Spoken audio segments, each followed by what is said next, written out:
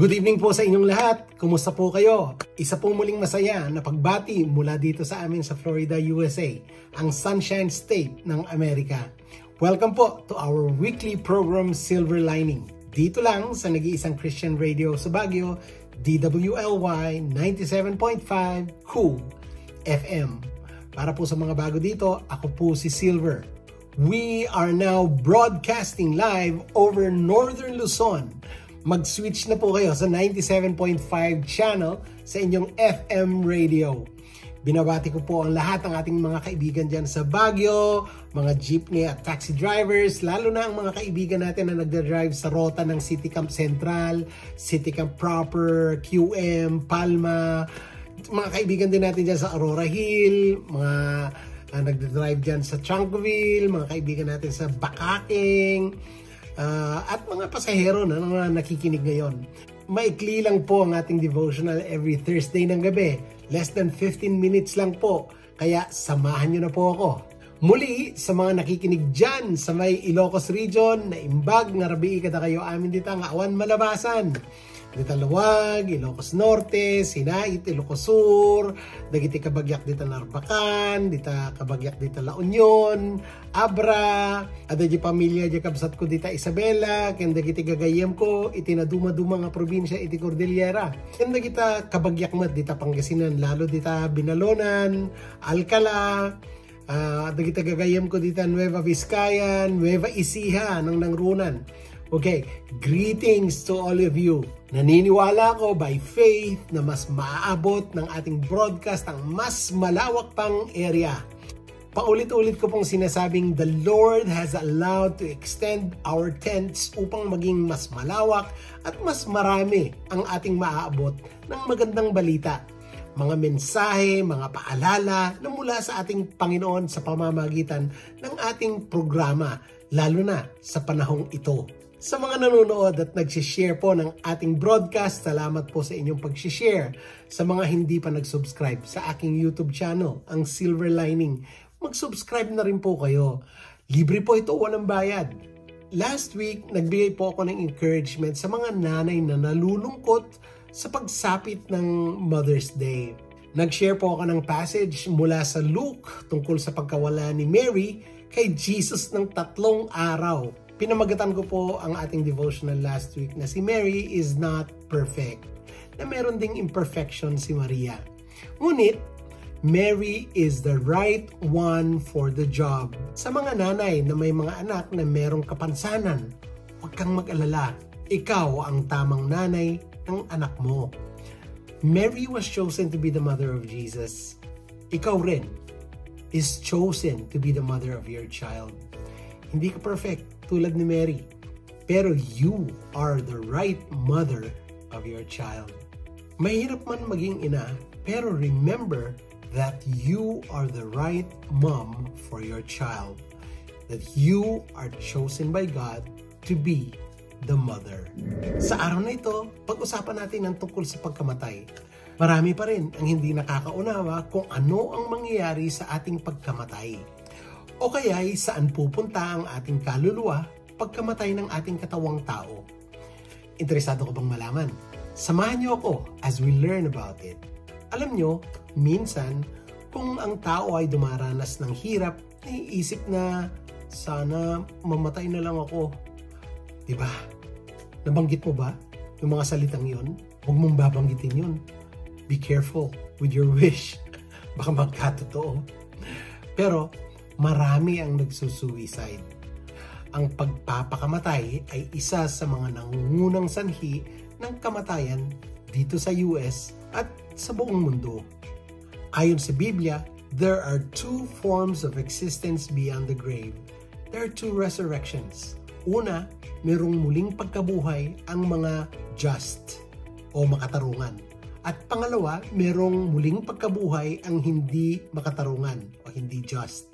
Saan niyo gustong maging bahagi? Ako, gusto ko yung una. Kapag inilagay natin ang ating pananampalataya sa Panginoong Hesukristo, ang unang resurrection ang ating mararanasan. Nangangahulugan ito na kapag namatay tayo, agad tayong pupunta sa langit. Kapag namatay ang mga naniniwala sa ating Panginoong Hesukristo o mga tinatawag na Kristiyano, dumidiretso sila sa presensya ng ating Diyos. Hindi sila pupunta sa isang kathang-isip na lugar na tinatawag na purgatorio. There is no such thing as purgatory in the Bible. Hindi mo mahahanap ang salitang yon o konsepto na yon sa Biblia. Sa sandaling namatay, ang mga mananampalataya, pumapasok sila sa presensya ng Diyos. Sabi ni Apostle Paul sa pangalawang sulat niya sa mga taga-Korinto sa chapter 5 verse 8, "Yes, we are fully confident. We would rather be away from these earthly bodies, for then we will be at home with the Lord." Sabi ni Apostle Paul, sa sandaling iniwan ng mga mananampalataya sa Panginoong Hesukristo ang kanilang katawan, they go to be with the Lord. Sa katunayan, sa isang yugto ng kanyang buhay, nagsalita si Paul tungkol sa isang personal na dilema o problema. Sinabi niya, "I'm torn between two desires. I long to go to be with Christ, which would be far better for me. But for your sakes, it is better that I continue to live."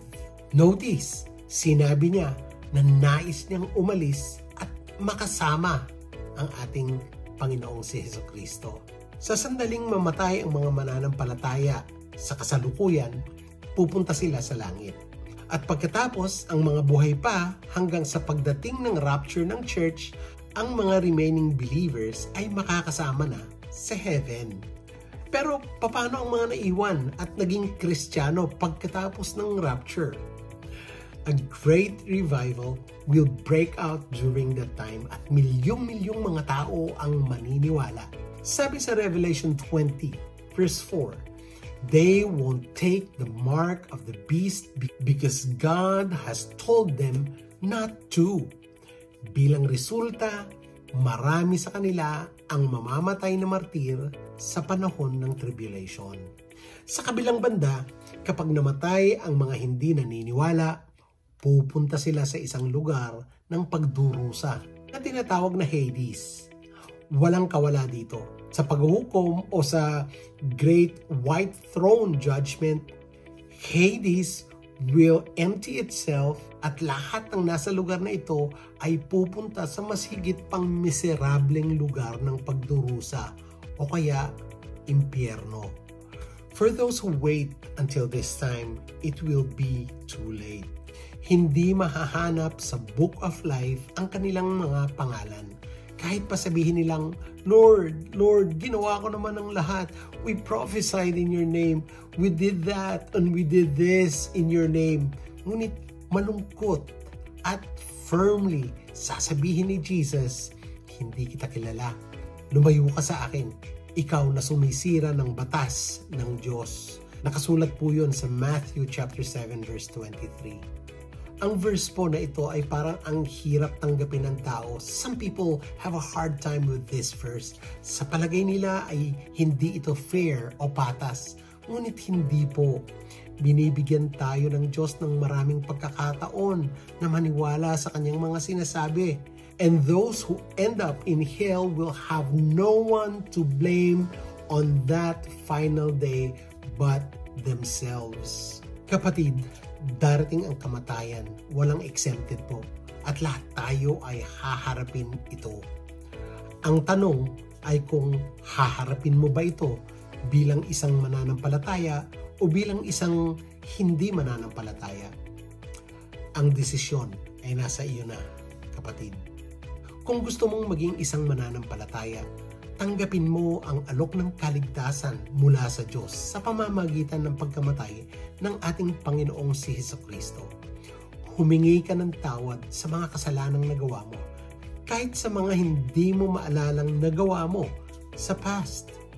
At talikuran mo ang iyong lumang buhay at magsimula ng binagong buhay na bigay ng Diyos. Gusto ko po sanang sabayan niyo po ako sa aking panalangin. Tara! Pray na tayo. Gracious and merciful God, as we come before you in prayer, we humbly acknowledge our need for your forgiveness and grace. We confess that we have fallen short of your perfect standard, and we have sinned against you in thoughts, in words, and in deed. We repent of our sins and turn to you. We contrite our hearts, seeking your mercy and forgiveness. Panginoon, nagpapasalamat kami sa pangako ng kapatawaran sa pamamagitan ng sakripisyo ng iyong anak na si Jesus. Salamat sa iyong walang hanggang pag-ibig at compassion that welcomes us back into your loving embrace. No matter how far we have strayed, help us, Lord, to truly repent of our sins, not only in words but also in action. Give us the strength to turn away from sinful behaviors and attitudes and to walk in your ways.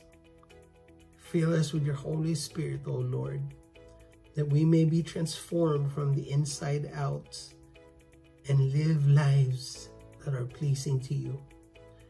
Grant us the grace to extend forgiveness to those who have wronged us, just as you have forgiven us. Help us to reconcile with others and to strive for peace and unity in all of our relationships. Lord, as we repent and turn back to you, we trust in your promise of restoration and renewal. Renew our hearts and minds that we may be conformed to the image of your Son. Empower us to live lives that bring glory and honor to your name. Salamat po, Panginoon. Ito po ang aming panalangin sa pangalan po ng aming Panginoon at tagapagligtas, ang iyong anak na si Jesus. Amen and Amen. Sana ay nakapagbigay po ang ating episode ngayon ng karunungan at kaliwanagan upang maging mas malinaw ang ating pangunawa at gabay ng direksyon ng ating paglalakbay sa buhay sa kasalukuyan. Abangan po ang ating mga susunod pang mga episodes every Thursday night. Kung meron po kayong mga prayer requests or encouragement, i-private message nyo lang po ko. Kung gusto nyo pong i-like o i-share ang ating episode, nasa FB page po at mga social media accounts ng Cool FM. Mag-subscribe na rin po kayo sa aking YouTube channel, ang Silver Lining. Nandito po lahat ang ating mga episodes mula pa nung nag-umpisa ko. Sa mga gustong mag-friend request sa akin, hanapin nyo lang po sa Facebook ang Silver PM o kaya Silver Lining. At mag-friend request po kayo at siguradong magiging friends tayo. Salamat po muli. Ako po si Silver. Sa pahintulot po ng ating Diyos na nagbibigay liwanag, karunungan at pangunawa, nandito po muli ako next week. Bye and God bless you all.